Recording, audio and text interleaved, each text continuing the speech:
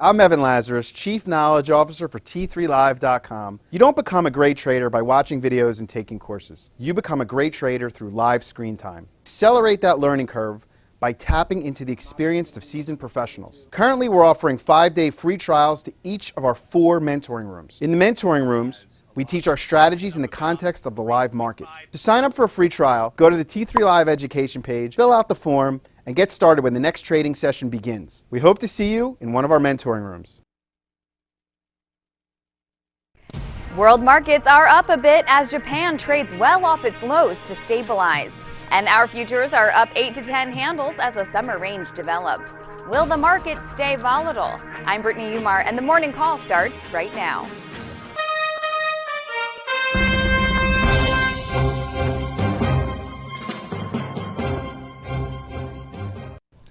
Good morning. Hello, my name is Scott Redler, Chief Strategic Officer at T3Live.com. And I'm Brittany Umar, and together we bring you Morning Call. So futures are up about 8 to 10 handles this morning after yesterday's global sell-off. On Wednesday, we saw Asian shares trim losses and European shares trade slightly higher. So do you think we hold this gap open, Scott?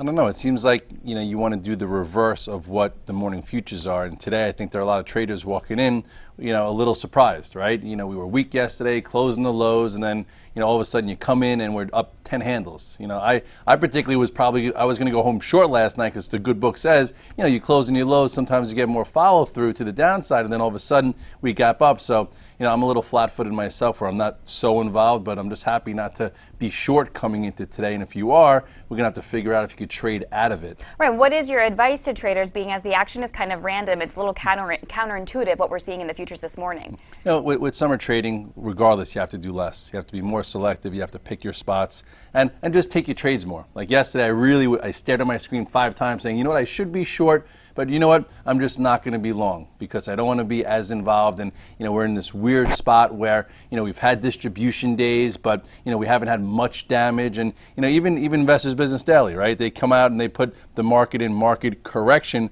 which typically is conducive for further weakness. When they finally put us in market correction, at that particular point, we're oversold. So usually you get a bounce for a few days, but then you see more weakness because of the stature of the market. But, over the course of the last year, every time they've gone to market correction, it's been the bottom with no downside follow through. Right. So why don't you show us the visual then of what you're talking about? Yes. If you look at the chart here of, the SPX, something we've been talking about for a long time, you talk about the trend from November, that reversal that held here, didn't even reach it there.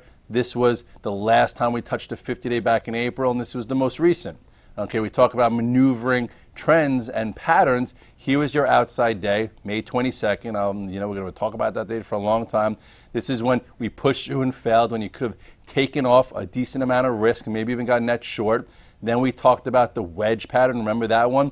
Coming in here where you had a high, a lower high. It got a little tight, and then on that Friday it would resolve to the downside, retested, and then that was Thursday's 50-day where you had a nice reversal here, a spot to cover some shorts. Friday's job report, Monday's, pause into resistance, and then this was yesterday. So with that said, if we hold up today, which I think would be somewhat surprising, the longer we stay above this low from yesterday, and if we do get some sideways action, I think the more confidence that the bulls are going to get. And then if we were to close above, just say 1648, then potentially some momentum comes back. But in a summer trading at this high level range, with low volume, it's kind of hard to have momentum. Well, we talk a lot about Japan, and Japan did have another volatile session, but it did trade well off its lows. So what are you looking at there today? Well, this is trying to build a lower level support. I think it was, down 20% off the highs. Yesterday, I think the traders there must be having a field day, if they embrace volatility, because there is volatility in Japan. Almost like back when we were in, NASDAQ 3,000 to 5,000 and then the huge swings. But anyway, with that said, you look at all the talk around Japan and the currencies and overall, you look at the chart here and it looks, still very technical. Okay, this was your outside day, the same day we did on May 22nd. That was a blaring, candle formation to perhaps sell or maybe get short. You don't see that anywhere else in this whole, trend here.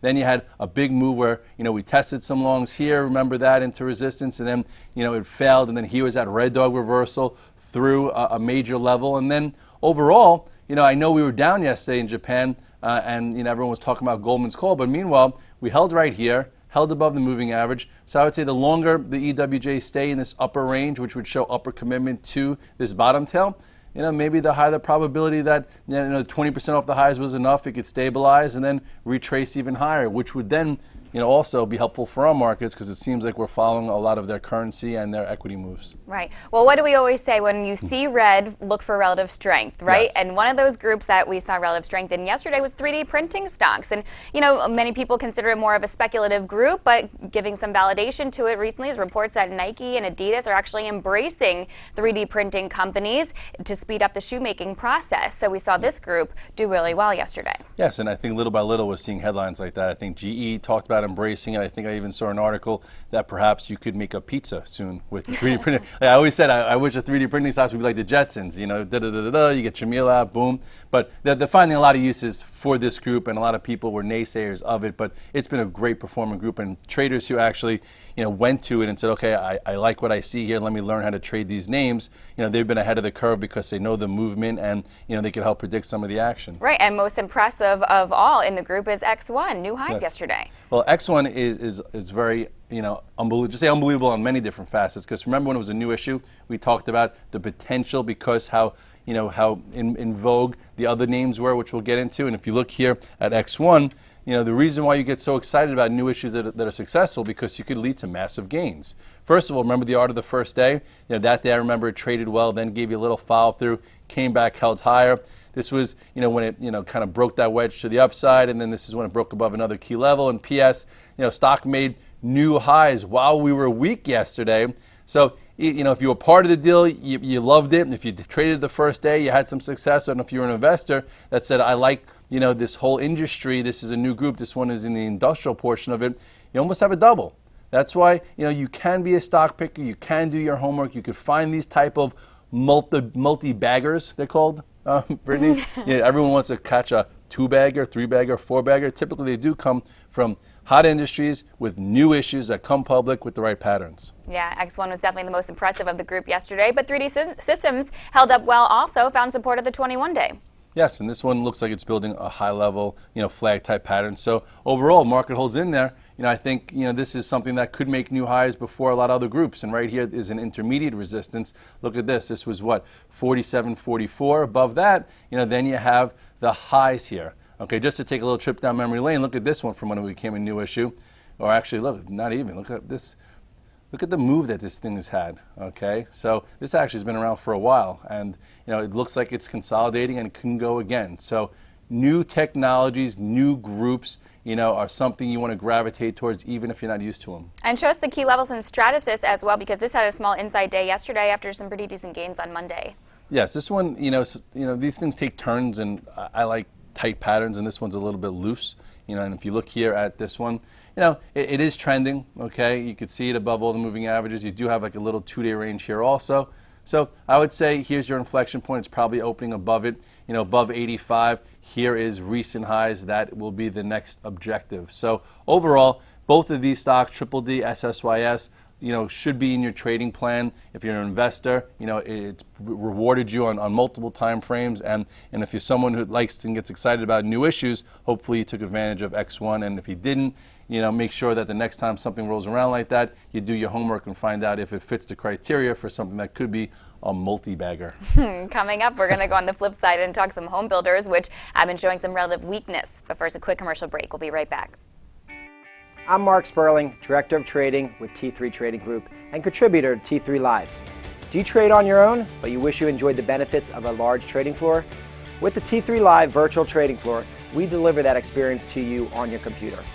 On the VTF, you can follow the long and short positions of experienced professional traders like myself, Scott Redler, and others, and listen to our live radio stations as we navigate the markets. In addition, you get the added value of a large community of sophisticated and like-minded traders. Your membership to the virtual trading floor also includes access to our 2 very popular newsletter products, Off the Charts and the Price Point Sheet at no additional cost. In my opinion, joining the room will be the best trading decision you will ever make. I would like to invite you to begin your membership with a 7-day free trial. To get started, visit t3live.com and click on the Virtual Trading Floor tab. Have a great day, and I look forward to seeing you in the VTF. One of the groups that have been leading us over the past year and a half has been the Homebuilders, and they've been showing some relative weakness, which could give us clues about where we will head next. Yes, so this group, I remember doing a segment with Kramer over almost 2 years ago, talking about the strength in the Homebuilders because they were left for dead. They had a potent, huge move and something that penetrated further that meant there could be continuation, which also gave us clues on the overall economy. So back then it was something really good to use as an indicator, and they've had tremendous runs.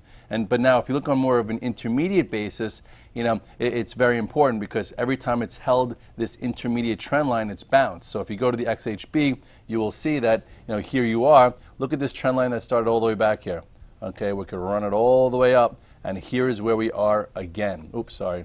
Let me click it. There, we clicked it. And now here it is, okay? Let me move it over. You could see it, very apparent trend line. Bounced off it here, here, here. Didn't get it there. Looked like it was going to break it there and then shot off it. So the question is, what will it do this time? Here is your closer look. You take a closer look here. It's below the moving averages. It's hovering on this trend line. So I would say, this will be interesting. If this can't bounce back and get over this 31 pretty quickly and stays in the bottom end of it and continues to show weakness, perhaps a break below that low from that Thursday, below this level, that would tell us that a very strong group that's been leading us for a long period of time is rolling over, and that could tell us that perhaps we do get some more downside in the market. But overall, this trend line has been sticking, so until it breaks, I wouldn't anticipate it. Well, one name that could be interesting to watch would be Lennar, which did have a push-through failure at the 200-day on Friday last week, almost 2% of losses yesterday, but was upgraded today.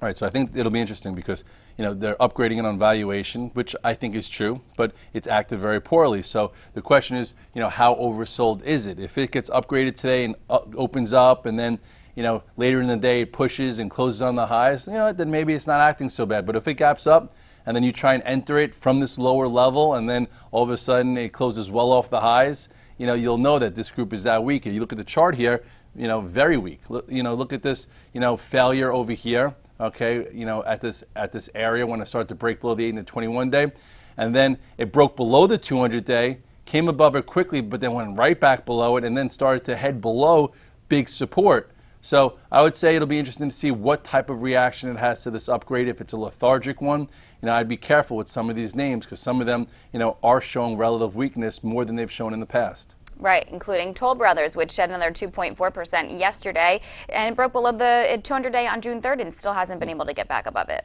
Yes, this one, when we bounced on that Thursday, I'm like, we got to go after Lennar and Toll. Those things should bounce back, and it was so small and so hard to make money in those bounce backs.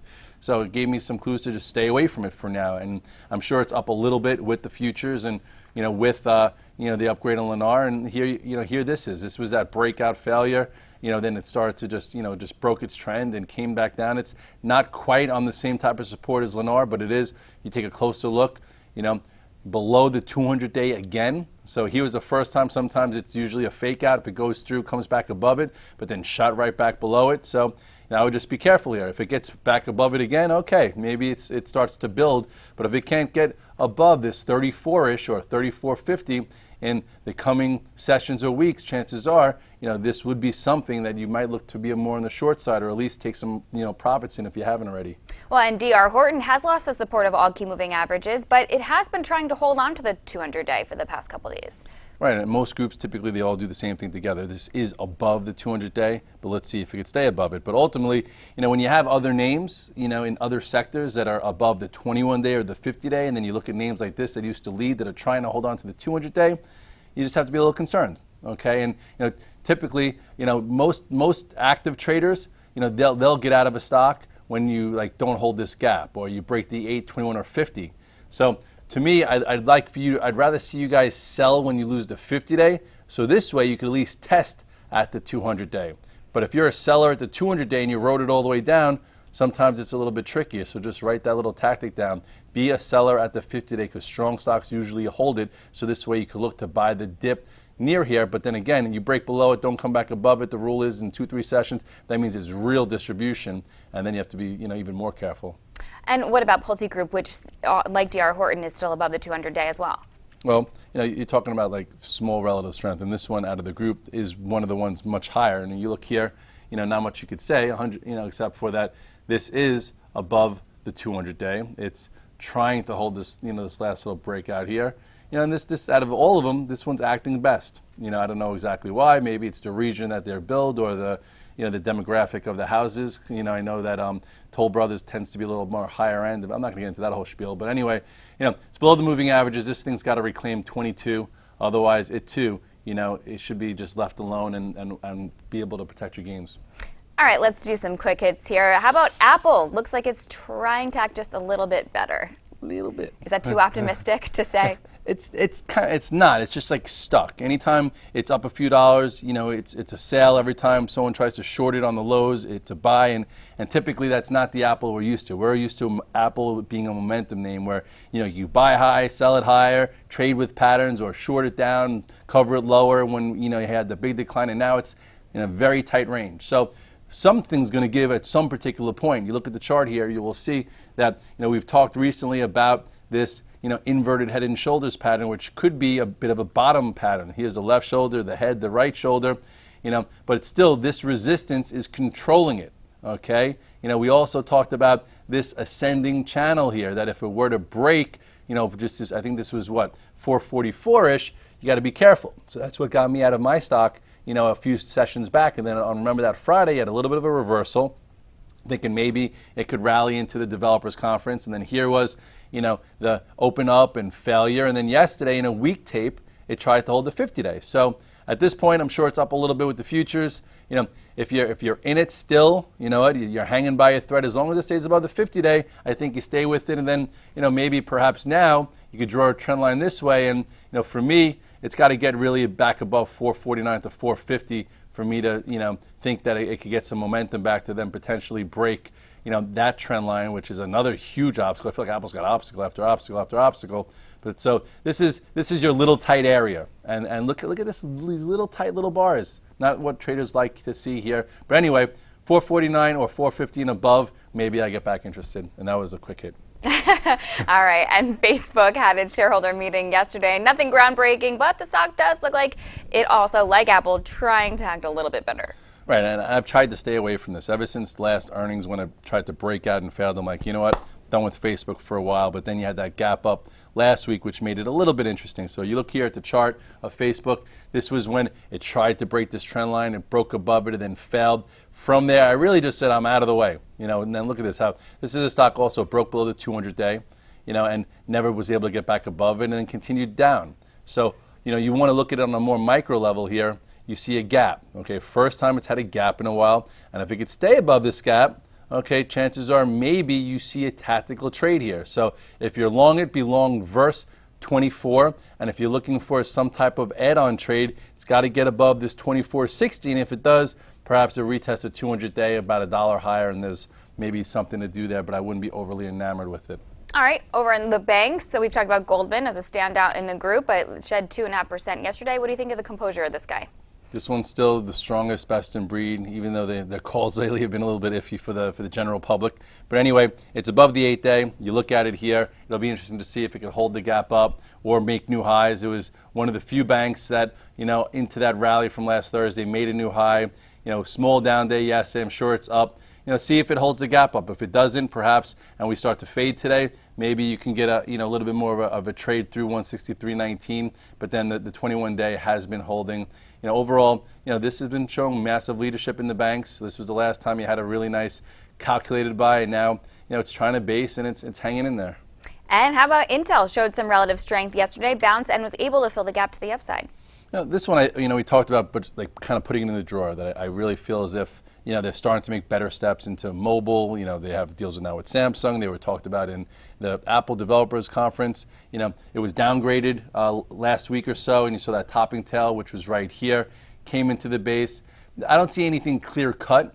I like to be excited from a trader's standpoint. Last time we got excited from a trader standpoint, if I can grab my line here, was when it broke above 22. Right? And then we also got a bit excited when it consolidated and then made another move. Here was your trading topping tail to say, okay, it needs a rest now, and now it's just kind of choppy. If you're an investor, I think you stay the course. If you're a trader, If you're holding it as a position, just stay with it as long as it stays above the 21-day. But I don't see any kind of real calculated entry, I guess, except for maybe at 25. But you know, it looks a little choppy right there. All right, so what will be your strategy as you head into the trading session today? Well, I chose to pretty much be tactical after yesterday, where I'm like, you know what, I'm flat. Even positions that I like on a macro basis, no big deal, because again, we talk about time frames. So if you have a macro account and you put money into a 401k or 529, this and that, stay the course. Okay, I do think the highs of the year aren't in, and I think in the next 3 years, I know PIMCO came out and said, oh, in 3 to 5 years we could be in a recession, 60% chance. Don't put any water in that. I think in 3 to 5 years, I'll put an 80% chance. I think we're in a better environment than we are today. But anyway, as far as from an intermediate basis, I'm like, you know what? Say I follow IBD closely. I follow market composure closely, and it's in one of those spots that's a little iffy. Combine that with the summer, where if you've been working your tootsies off for the past, is that a word? 5 or 6 months. It's a word. Why not have a little less risk? Enjoy the summer. Take some long lunches, because summer trading tends to get very monotonous, from 11:30 till 2:30. So many people on the VTF is like, oh, I was at the highest of my day at 10:30. You know what? Use that as valuable information. Sometimes, the flow dies down and you can knock your head against the wall, trading in front of your computer instead of outside enjoying the sun, going for a long lunch or taking a spin class or whatever. So I don't remember what question I was talking about, but I'm just going. So I'll just say that. So my strategy on an intermediate basis is to be tactical. And you know what? Today we're up 10 handles into resistance. Maybe I'll fade the spiders. Maybe I'll look for some relative weakness and get a little short. I'm not in a rush to buy this gap, open up 10 handles. But I'm also going to be a little careful that if we start to penetrate through that downtrend line, you know what? Or today is muted, but we're still up. If we could stay above 1626 and we build some mid-level commitment, chances are this is just a higher level corrective phase, nothing extreme. Same thing we've seen in all of 2013, and then I'll try and get back into 6, 8, 12 positions depending on what looks like it's showing relative strength, because there are some names out there that still look good. Okay, and with that said, happy trading everyone. Have a great Wednesday.